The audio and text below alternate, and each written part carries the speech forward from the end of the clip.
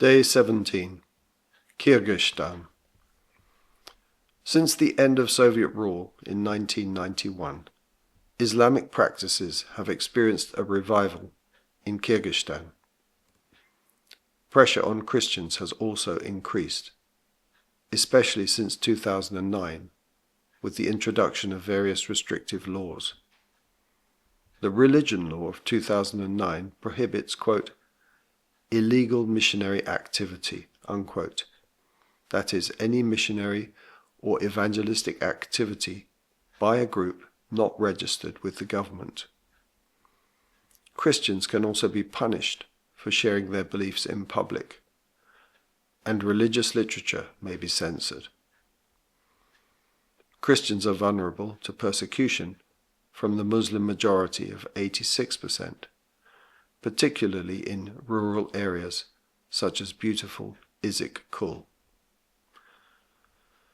Whilst Muslim background believers are the chief target, those from Christian backgrounds are also increasingly being victims of anti-Christian hostility. Converts are often subject to rejection, verbal abuse, threats, and sometimes violence.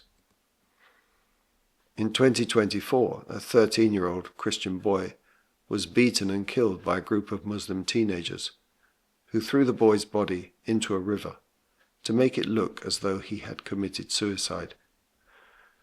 Converts often lose jobs or have businesses boycotted.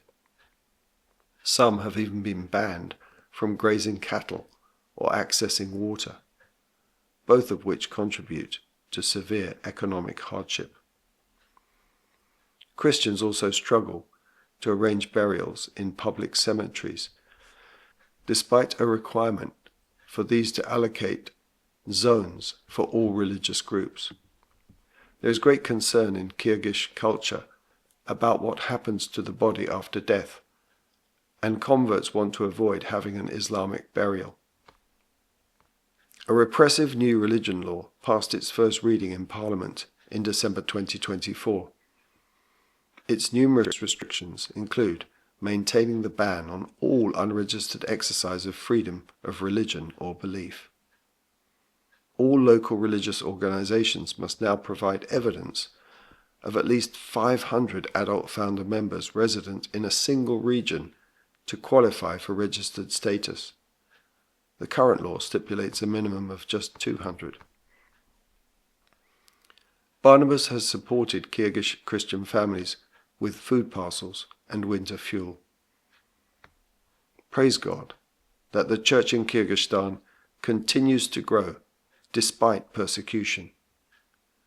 Pray that He will provide for the spiritual, emotional, and practical needs of new believers, especially those taking the enormous step of leaving Islam.